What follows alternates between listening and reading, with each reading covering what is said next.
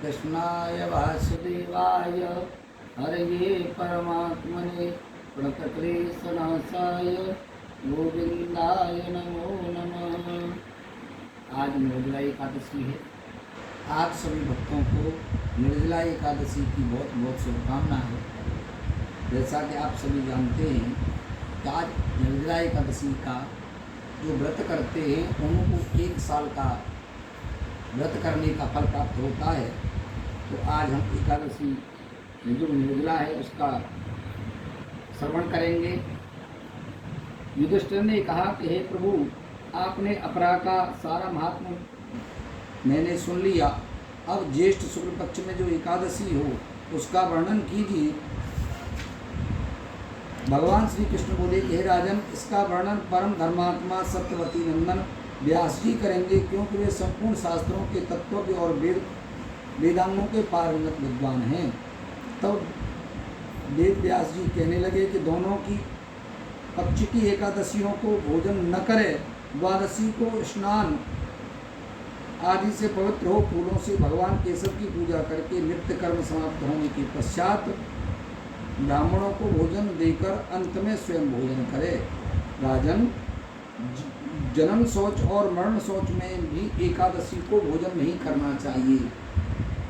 यह सुनकर भीमसेन बोले कि परम बुद्धिमान पितामह, मेरी उत्तम बात सुनिए। राजा युधिष्ठिर, माता कुंती, द्रौपदी, अर्जुन, नकुल और सहदेव ये तो एकादशी को कभी भी भोजन नहीं करते हैं तथा मुझसे भी हमेशा यही कहते हैं कि हे भीमसेन, तुम भी एकादशी को न खाया करो, किंतु मैं उन लोगों की यही कह दिया करता हूँ कि मुझे भूख नहीं सही जाएगी। भीमसेन की बात सुनकर व्यास जी ने कहा कि हे भीमसेन, यदि तुम्हें स्वर्गलोक की प्राप्ति अविष्ट है और नरक को दूषित समझते हो तो दोनों पक्ष की एकादशियों को भोजन न करना। भीमसेन बोले कि महाबुद्धिमान पितामह, मैं आपके सामने सच्ची बात कहता हूँ कि एक बार भोजन करके भी मुझसे व्रत नहीं किया जा सकता, फिर उपवास करके तो मैं रह ही नहीं सकता। मेरे उदर में व्रक नामक अग्नि सदा प्रज्वलित रहती है, अतः जब मैं बहुत अधिक खाता हूँ तभी यह अग्नि शांत होती है।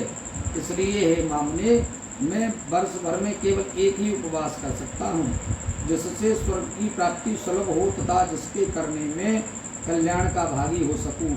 ऐसा कोई एक व्रत निश्चय करके बताइए, मैं उसका यथोचित रूप से पालन करूँगा।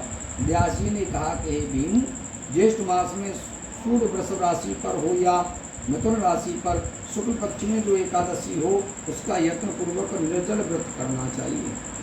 केवल कुल्ला या आचमन करने के लिए मुख में जल डाल सकते हो, उसको छोड़कर और किसी प्रकार का जल विद्वान पुरुष मुख में न डालें, अन्यथा व्रत भंग हो जाता है।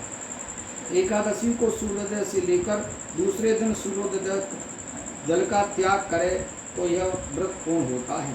तदनंतर द्वादशी को निर्मल प्रभात काल में स्नान करके ब्राह्मणों को विधि पूर्वक जल और सुवर्ण का दान करना चाहिए। इस प्रकार सब कार्य पूरा करके जितेंद्रिय पुरुष ब्राह्मणों के साथ भोजन करे। वर्ष भर में जितनी एकादशियाँ होती हैं उन सब का फल निर्जला एकादशी के सेवन से मनुष्य प्राप्त कर लेता है। इनमें तनिक भी संदेह नहीं है। शंख चक्र गदा और पद्म धारण करने वाले भगवान केशव ने मुझसे कहा था कि यदि मानव को सबको छोड़कर एकमात्र मेरी शरण में आ जाए, एकादशी को निराहार रहे, तो वह सब पापों से छूट जाता है। एकादशी व्रत करने वाले पुरुष के पास विशालाकाय, विकराल आकृति और काले रंग वाले दंड पाशधारी भयंकर यमदूत नहीं जाते। अंतकाल में पीताम्बरधारी सौम्य स्वभाव वाले, हाथ में सुदर्शन धारण करने वाले और अनेक समान वेगशाली विष्णुदूत आकर इस वैष्णव पुरुष को भगवान विष्णु के धाम में ले जाते हैं। अतः निर्जला एकादशी को पूर्ण यत्न करके उपवास करना चाहिए। तुम भी सब पापों की शांति के लिए यत्न के साथ उपवास और श्रीहरि का पूजन किया करो। स्त्री हो या पुरुष, यदि उसने मेरू पर्वत के बराबर भी महान पाप किया हो तो वह सब एकादशी के प्रभाव से भस्म हो जाता है। जो मनुष्य उस दिन जल के नियम का पालन करता है वो पुण्य का भागी होता है। उसे एक एक पहर में कोटि कोटि स्वर्ण मुद्रा दान करने का फल प्राप्त होता है। मनुष्य निर्जला एकादशी के दिन स्नान, दान, जप, होम आदि जो कुछ भी करता है वह सब अक्षय होता है। यह भगवान श्री कृष्ण का कथन है। निर्जला एकादशी को विधिपूर्वक उत्तम रीति से उपवास करके मानव वैष्णव पद को प्राप्त कर लेता है। जो मनुष्य एकादशी के दिन अन्न खाता है वह पाप भोजन करता है। इस लोक में वह चांडाल के समान है और मरने पर दुर्गति को प्राप्त होता है।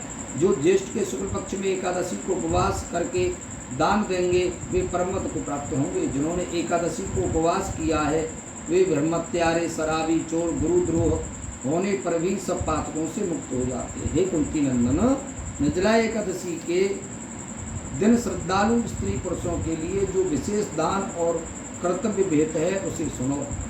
उस दिन जल में शयन करने वाले भगवान विष्णु का पूजन और जलमयी धेनु का दान करना चाहिए अथवा प्रत्यक्ष धेनु या घृतमयी धेनु का दान उचित है। पर्याप्त दक्षिणा और भांति भांति के मिष्ठानों द्वारा यत्र पूर्वक ब्राह्मणों को संतुष्ट करना चाहिए। ऐसा करने से ब्राह्मण अवश्य संतुष्ट होते हैं और उनके संतुष्ट होने पर श्री हरि मोक्ष प्रदान करते हैं।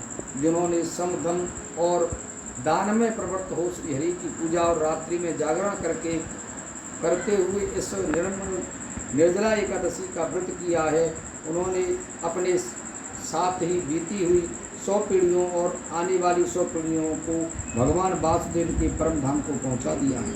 निर्जला एकादशी के दिन अन्न, वस्त्र, गौ, जल, सैया, सुंदर आसन, कमंडलू तथा छाता दान करना चाहिए। जो श्रेष्ठ तथा एवं सुपात्र ब्राह्मणों को जूता दान करते हैं वह सोने के विमान में बैठकर स्वर्गलोक में प्रतिष्ठित होते हैं। जो इस एकादशी की महिमा को भक्तिपूर्वक सुनता है तथा जो भक्तिपूर्वक उसका वर्णन करता है वे दोनों ही स्वर्गलोक में जाते हैं। चतुर्दशी युक्त अमावस्या को सूर्य ग्रहण के समय श्राद्ध करके मनुष्य जिस फल को प्राप्त करता है वही उसके श्रवण से भी प्राप्त होता है। पहले दंत धावन करके यह नियम लेना चाहिए कि मैं भगवान केशव की प्रसन्नता के लिए एकादशी को निराहार रहकर आचमन के सिवा दूसरे जल का भी त्याग करूँगा। द्वादशी को देवेश्वर भगवान विष्णु का पूजन करना चाहिए। गंध, धूप, पुष्प एवं सुंदर वस्त्र से विधिपूर्वक पूजन करके जल का घड़ा संकल्प करते हुए निम्नांकित मंत्रों का उच्चारण करना चाहिए। देव देव ऋषिकेश संसारार्णवर्त तारक उदकुंबर प्रधानेन नयमां परमां गतिम। संसार सागर से तारने वाले देव हे ऋषिकेश, इस जल के घड़े का दान करने से आप मुझे परम गति को प्राप्त कराइए। हे भीमसेन, ज्येष्ठ मास में शुक्ल पक्ष की जो शुभ एकादशी होती है उसका निर्जल व्रत करना चाहिए। उस दिन श्रेष्ठ ब्राह्मणों को शक्कर के साथ जल के घड़े दान करने चाहिए। ऐसा करने से मनुष्य भगवान विष्णु के समीप पहुंचकर आनंद का अनुभव करता है। तत्पश्चात द्वादशी को ब्राह्मण भोजन कराने के बाद स्वयं भोजन करना चाहिए। जो इस प्रकार पूर्ण रूप से पापनाशनी एकादशी का व्रत करता है वह सब पापों से मुक्त हो अनामय पद को प्राप्त करता है। यह सुनकर भीमसेन ने भी इस शुभ एकादशी का व्रत आरंभ कर दिया। तब से यह लोक में पांडव द्वादशी के नाम से भी विख्यात हुई। बोले एकादशी मैया की जय, बोले राधा कृष्ण भगवान की जय। सभी को राधे राधे।